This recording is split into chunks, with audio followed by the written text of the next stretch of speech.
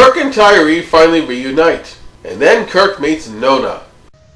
Tyree, we must talk now. We will volumize and blow comb our hair together, my old friend. Meanwhile, back on the Enterprise, Nurse Chapel is told to watch Spock and do whatever he says. Yes. Well, that's clear enough, isn't it? It's the 60s. After that important scene, Tyree insists that the villagers, their enemies, are building these flintlock rifles themselves, that they have no help, even though Kirk suspects that the Klingons are actually supplying the villagers with flintlock rifles. Nona tries to convince Kirk to give Tyree weapons, phasers, because she's seen them in action. So Kirk talks about the Prime Directive, and unlike later uses, this is actually relevant and useful and valid. There came a time when our weapons grew faster than our wisdom, and we almost destroyed ourselves. We learned from this to make a rule during all our travels. Never to cause the same to happen to other worlds. You would let him die when you have weapons to make him powerful and safe? Then he has the wrong friends. And I am the wrong husband. Bitch much, Nona?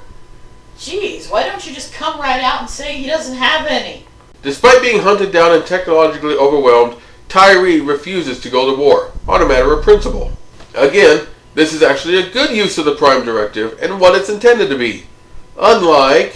This is one of those times when we must face the ramifications of the Prime Directive and honor those lives which we cannot save. Maybe there's some way that Don't even think about it, Tom. The Prime Directive is clear. We cannot allow our presence to alter this planet's natural course of events. Even if the natural course of events is annihilation? Yeah. And especially... I'm going to have to remind myself every day that we didn't come out here to play God. If we find the Klingons have helped the villagers, there's certainly something we can do. That's what's bothering me. There's something we may have to do. So Kirk, McCoy, and Tyree sneak into the village, and then we cut away and we see that the Klingons are in fact arming the villagers. Now your next improvement. See how it holds the priming powder more securely? Fewer misfires. He's apparently giving them little tiny technological advancements bit by bit, but still way faster than they would have naturally have figured these things out. So much so they don't even understand the concept of rifling, much less how to do it. Jim. Coal for forge, sulfur for gunpowder. Wait. Where are the bamboo tubes and the crystals? McCoy and Kirk are sneaking around and finding evidence, solid evidence, gathered legitimately, to prove that this technology is past the ability of the villagers. But from a story point of view, this is kind of unnecessary because we've already seen that the Klingon is there giving them these things. It would have been better to save the revelation of the Klingon until after we see this. You know, kind of maintain mystery. Still, it's been pretty good overall except for the sex witch and the albino gorilla stegosaurus unicorn. It's a pity we can't include a live Klingon to just about wrap it. It would not be difficult to cut the small grooves into the bell. Quite simple.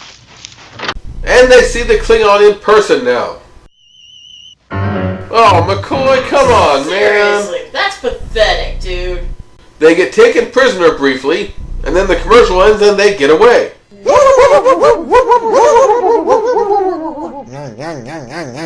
Suddenly, nothing seems that urgent anymore. It never is after the commercial break. Nice hair. Any rebel commandos, away! And the sudden Spock face. Don't do that to me, Star Trek. How would you like it if I suddenly went boom? That's not fair to anyone. Half comatose, he tells Nurse Chapel to start smacking him around and make it rough. Harder! You can't hurt me! The mayor likes it rough! Scotty comes in, misunderstands, and tries to stop her. And by tries to stop her, we mean grabs her bodily and drags her away as she protests. But then Dr. Mabenga comes in, isn't stopped by Scotty, and starts smacking Spock around some more. That will be quite enough. So Spock wakes up, and now Nurse Chapel is angry because he's back to normal. I see you are. And after that suspenseful scene, we go back to Tyree's village, where Kirk is training the men in how to use their own flintlock rifles. Where Kirk got them, I don't know, but they have rifles now. So McCoy takes Kirk aside and they start to discuss the issue. And it turns out this is actually a pretty level-headed and even-handed view of the Vietnam War, discussing the pros and cons of such a conflict. Both sides discuss their points, and you can see both sides of the issue. It's a lot more even-handed than a lot of Star Trek's social relevance episodes. If this planet is to develop in the way it should, we must equalize both sides again. I don't have a solution, but furnishing them firearms is certainly not the answer. Bones, do you remember the 20th century brush wars on the Asian continent? Just in case any of you people in the peanut gallery didn't get the metaphor, let us explain. I personally side with Kirk on this issue, but I can understand why someone would not, and it makes sense. And if the Klingons give their side even more?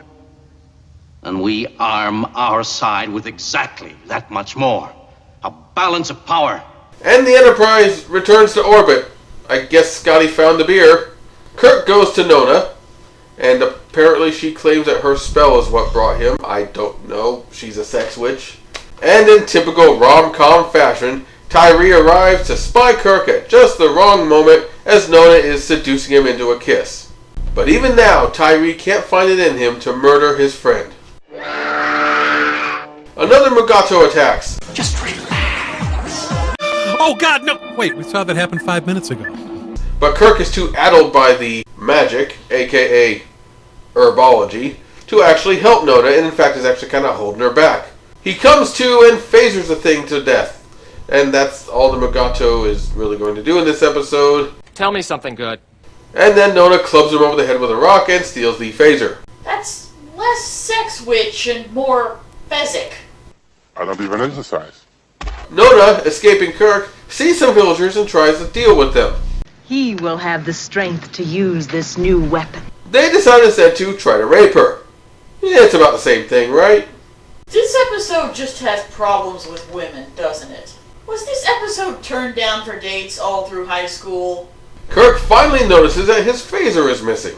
So she has the power of lightning in a box that can destroy any enemy, and she's trying to use her knife to escape being raped. Not only is she a sex witch, she's also a stupid sex witch.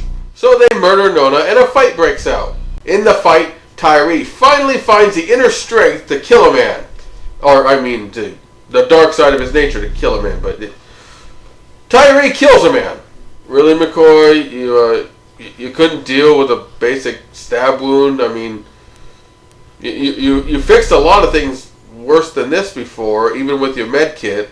People today can probably save her. You really can't. Okay. Plot requires it. I was nervous. You were incompetent. And now, as a sad commentary on the state of how much this innocent world has fallen, Tyree is eager for the flintlocks and for war. McCoy gets the phaser back and they sum up the episode. Well, you got what you wanted. Not what I wanted, Bones. What had to be. Kirk tells Scotty to get started on the flintlock rifle project, and we sadly beam back up to the Enterprise. The episode is over, but this is no victory. This is a sad state of affairs. And that's a private little war. Truth be told, for the most part, it's actually a good episode. I would almost call this an SOS-TOS. Probably not good enough to make the top 10, but maybe the top 20, except for the dorky Mugato, which I could forgive because it was the special effects, but it was really Nona, the whole sex witch thing. It didn't have any application to the story, and that's what I remembered most about this episode. That's why I chose this episode for her. I didn't even think about the relevant and intelligent Vietnam War commentary because it gets overshadowed by the stupidity. As it is, we're left with the rather dubious unintentional message of women exacerbate war. Rather than walking away from this episode thinking, man, the human race is capable of some truly awful things, you walk away thinking, man, bitches be trippin'. It's a shame that they had to bury such a good message in so much nonsense, because otherwise this could have been a really great episode. She's not a necessary character. Just take the script through another rewrite and it could have been awesome. I want more of these, Kirk. Many more. Even taking Nona and the stupidity she brings in the story into account, is probably at the very top of the bad episodes in my opinion, if not the bottom of the good. So, certainly in this case, even as much as any other, decide for yourselves. But as for me, I'm barely calling this one POS TOS. Witchy woman, see how high she flies. Ooh, witchy woman, she got the moon in her eye.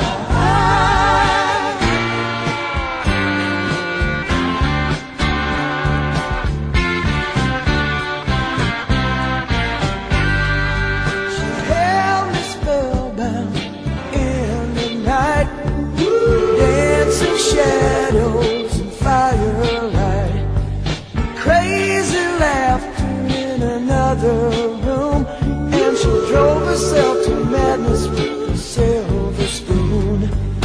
Ooh, witchy woman, see how high she flies. Ooh, witchy woman, she got the moon in her eye.